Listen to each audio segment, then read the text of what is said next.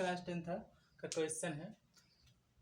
ये आपका क्वेश्चन क्या है कि एक आयत, ठीक है, एक आयत का क्षेत्रफल 9 वर्ग इकाई कम हो जाता है यदि उसकी लंबाई 5 इकाई कम कर दी जाए और चौड़ाई जो है 3 इकाई बढ़ा दी जाए। यदि हम लंबाई को 3 इकाई और चौड़ाई को 2 इकाई बढ़ा दें तो क्षेत्रफल 67 वर्ग इकाई बढ़ जाता है। तो इनकी विमाएं ज्ञात करना, मतलब आयत की भुजा ज्ञात करना है। पहला इसमें दिया गया है उनका क्षेत्रफल 9 वर्ग इकाई कम हो जाएगा जब हम उसकी लंबाई में 5 इकाई की कमी कर देंगे और चौड़ाई में 3 इकाई की वृद्धि कर देंगे। तो अगर हम, दूसरा है शर्त कि अगर हम लंबाई में 3 इकाई और चौड़ाई में 2 इकाई बढ़ा दें तो 67 वर्ग इकाई बढ़ जाता है। तो सबसे पहले हम क्या मानेंगे, देखिए बहुत इजी क्वेश्चन है। सबसे पहले मान लेंगे क्या, माना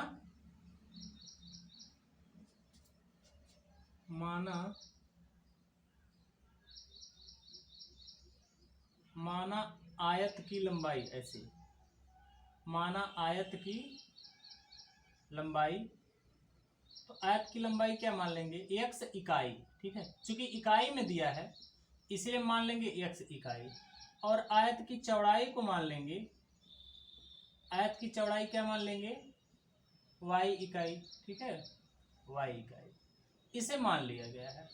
अब यहां देखो आपको पता होगा आयत का क्षेत्रफल बराबर क्या होता है, आयत का क्षेत्रफल, आयत का क्षेत्रफल।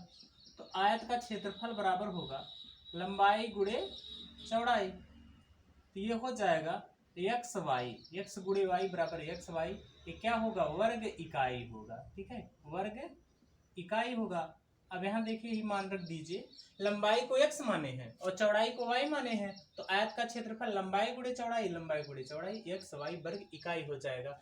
और इसके बाद आप शर्त में देख सकते हैं या प्रथम शर्त से इसी तरह लगा सकते हैं। देखो ऐसे हो जाएगा क्या, प्रथम शर्त से। तो प्रथम शर्त क्या कहा है उसको आप देखिए। प्रथम शर्त ये कहा है 9 वर्ग इकाई उसका क्षेत्रफल कब कम हो रहा है, जब उसकी लंबाई में 5 इकाई की कमी कर दी गई है। तो लंबाई x है, अगर 5 इकाई की कमी होगी तो x माइनस क्या होगा, 5 होगा।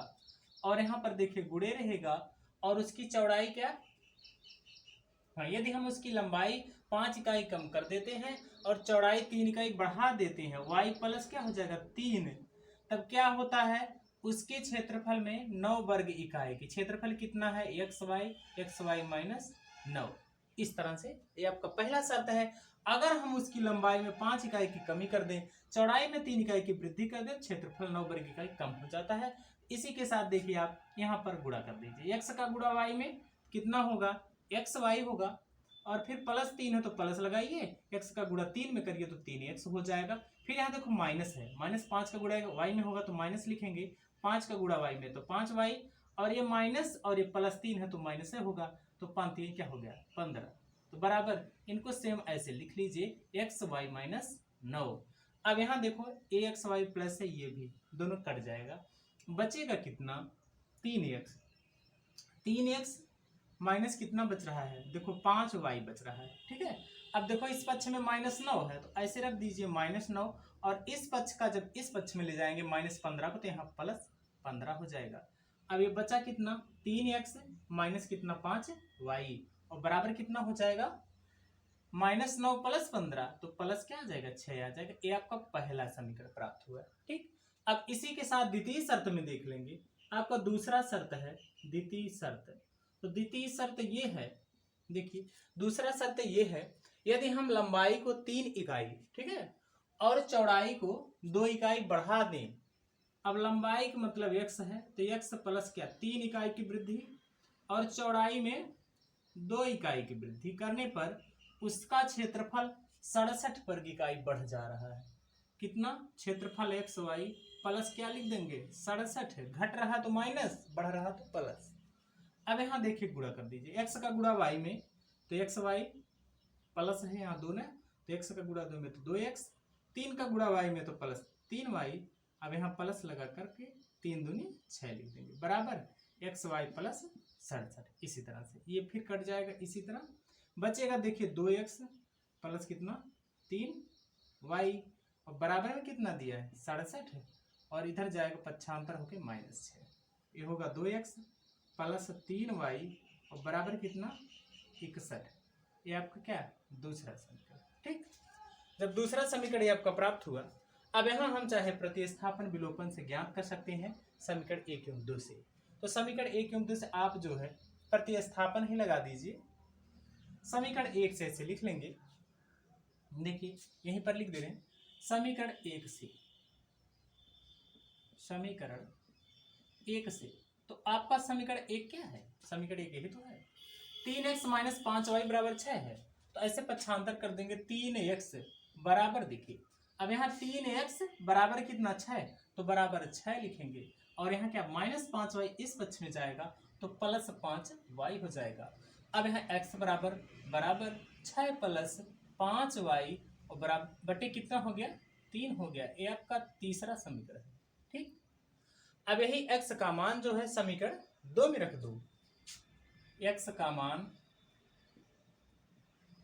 समीकरण किसमें रखा जाए 2 में, 2 में रखने पर, 2 में रखने पर अगर समीकरण 2 में रखते हैं तो ये आपका है 2x + 3y, तो इससे 2 रख दिया जाएगा। x का मान है 6 + 5y और पूरे का बटे 3।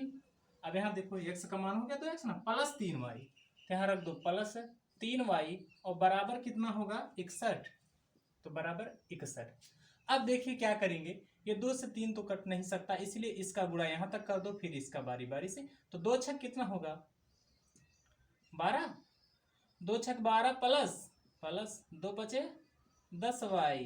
अब यहाँ देखो 3 का गुणा यहाँ करिए, 3 त्रिक 9y और फिर बराबर में एक बार 3 का गुणा 61 में, तो 3 × 3 3 छक 18 183। 10 9 कितना होगा 19y और बराबर कितना लिख सकते हैं 83, 183। ये +12 इधर आके -12 हो जाएगा। अब यहाँ लिख लेंगे 19y और बराबर कितना लिख लेंगे 3 में से 2 गए 1। अब यहाँ 18 से कितना 70 y बराबर देखो y बराबर 171 बटे 19, तो 19 9 171 काट देंगे, y का मान कितना आ गया 9।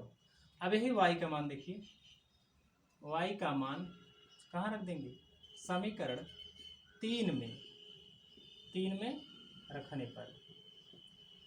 तो समीकरण 3 आपका क्या है, समीकरण 3 हमारा यही है कि x बराबर 6y, देखिए x बराबर 6 + 5 y का मान कितना 9 पूरे बटे 3, तो बराबर लिख देंगे देखो 6 + 5 9 45 पूरे बटे 3, तो 45 6 कितना होगा 51 और बटे कितना हो जाएगा 3। इसी तरह तो जब यहाँ 3 हो जाएगा 3 से काटिए 17 x है, तो x बराबर कितना आ गया 17। ठीक, अब यहाँ ऐसे लिख लेंगे, क्या पूछा आयत की विमाएं, ऐसे लिख लेंगे आयत की विमाएं। विमाएं क्या है, या लंबाई चौड़ाई कुछ भी लिख सकते हैं। विमाएं, आयत की विमाएं हैं कितना 17 तथा कितना है इसका मान 9 या 9 तथा 17, 9 और 17 इकाई। ठीक है, 9 और 17 इकाई, यही आयत की विमाएं हैं। इनको लंबाई चौड़ाई आप मान सकते हैं, या लंबाई बराबर 17 इकाई और चौड़ाई बराबर हो जाएगा 9 इकाई। ठीक, हमें आशा है कि क्वेश्चन आपको समझ में आया होगा। अगर ये क्वेश्चन आपको समझ में आया है तो हमारे इस चैनल इंद्रेश IT को INDRESH IT को सब्सक्राइब कीजिए और इस वीडियो को अधिक से अधिक लाइक एवं शेयर कीजिए।